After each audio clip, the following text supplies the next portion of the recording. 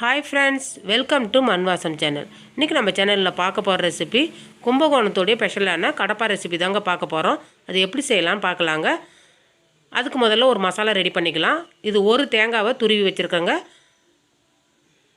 அது கூடவே ஒரு 12 மிளகா, பச்சை மிளகா சேர்க்குறேங்க. காரன்றது பச்சை மிளகா மட்டும்தான். அதனால் உங்களுக்கு எப்படி காரம் இருக்குதோ அதுக்கு தகுந்த மாதிரி நீங்கள் கூடுதலாகவும் குறைவாகவும் சேர்த்துக்குங்க. அது கூடவே ஒரு 50 கிராம் பூண்டு, 50 கிராம் பொட்டுக்கடலை, 2 ஸ்டாரு, ஒரு பட்டை, 4 கிராம்பு, இது எல்லாத்தையும் மிக்சியில் போட்டு தண்ணி விட்டு அரைச்சிக்கலாங்க. இந்த அளவுக்கு அரைக்கணுங்க. ரொம்ப சாஃப்டாகவும் அரைக்கக்கூடாது, குறப்பாக அரைச்சிக்கணும். இப்போ சோம்பை நம்ம வறுத்து பொடி பண்ணிக்கலாங்க. ஒரு டேபிள் ஸ்பூன் அளவுக்கு சோம்பை வறுத்துக்கலாங்க. இது மாதிரி வறுத்து சேர்க்கும்போது இப்போ வாசனை நல்லாயிருக்கும். அதனால தான் நான் வறுத்து சேர்க்குறேன். அப்படி இல்லைன்னா நீங்கள் மசாலாவிலே நீங்கள் அரைக்கும் போது சேர்த்து அரைச்சிக்குங்க. இப்போ அதே வானலில் ஒரு 50 கிராம் எண்ணெய் விட்டுக்குங்க. எண்ணெய் காஞ்சதும் ஒரு டீஸ்பூன் அளவுக்கு சோம்பு, ஒரு பிரிஞ்சி இலை, 4 கிராம்பு சேர்த்துக்குங்க. இது கல்பாசிங்க 2 துணுக்கு சேர்த்துக்குங்க. சேர்த்துட்டு லைட்டாக வதக்கி விடுங்க.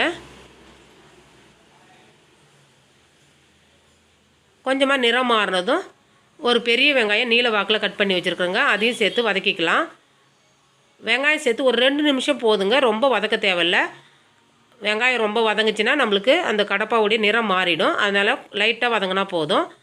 இப்போ கூடவே 2 தக்காளியை அதையும் கட் பண்ணி சேர்த்துக்கலாங்க. இந்த கடப்பா பார்த்திங்கன்னா ஒரு 5லேருந்து 6 பேர் சாப்பிட்லாங்க. இட்லி, தோசை, ஆப்பத்துக்கெலாம் சூப்பரான ஒரு சைட் டிஷ்ஷு. சப்பாத்தி கூட நீங்கள் சாப்பிட்லாங்க, அருமையாக இருக்கும். இந்த அளவுக்கு தக்காளி வெங்காயம் வதங்கினதுக்கப்புறம் நம்ம அரைச்சி வச்சுருக்கிற அந்த மசாலாவை சேர்த்துக்கலாங்க. மசாலாவை சேர்த்துட்டு ஒரு 2 நிமிஷம் வதக்கினா போதும்.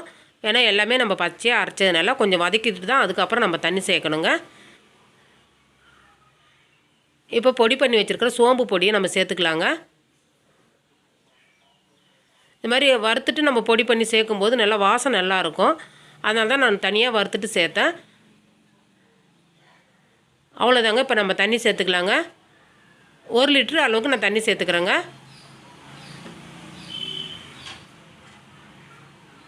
நல்லா தண்ணி சேர்த்துட்டு நல்லா அந்த மசாலாலாம் நல்லா கரைச்சி விடுங்க. இதில் பார்த்திங்கன்னா வேறு எந்த மசாலாவும் ஆட் பண்ணக்கூடாதுங்க. இப்போ தேவையான உப்பு சேர்த்துக்கலாம். இப்போ ஊற வச்ச பச்சை பட்டாணிங்க ஒரு 50 கிராம் பச்சை பட்டாணி சேர்த்துக்கிறேன். கேரட் ஒரு 100 கிராம் சேர்த்துக்கிறேங்க. அது கூடவே 100 கிராம் உருளைக்கிழங்குங்க. எல்லாமே பச்சையாக தான் சேர்க்குறேன். இந்த தண்ணியிலே தான் வேகணும், அதனால தான் தண்ணி அதிகமாக சேர்த்துருக்குறேங்க.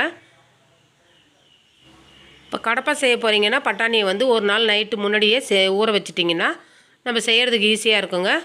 இப்போ மூடி போட்டு ஒரு 10 நிமிஷம் அப்படியே வேகட்டுங்க. அந்த காய் நம்ம எல்லாம் பச்சையாக சேர்த்தனால வேகட்டும். நல்லா காய் ஒரு தடவை கிளறி விடுங்க. அந்த ஓரத்தெல்லாம் எடுத்து விட்டிங்கன்னா நல்லா அந்த மசாலாலாம் நல்லா வேகும்.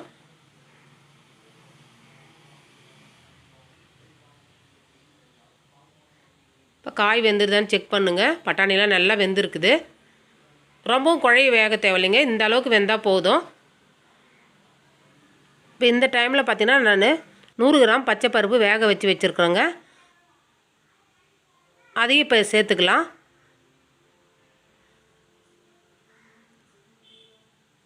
சேர்த்துட்டு நல்லா கலக்கி விடுங்க.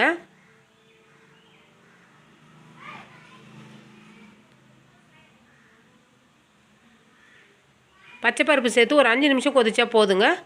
மேலே வந்து கருவேப்பிலையை நல்லா கிள்ளி சேர்த்துக்குங்க.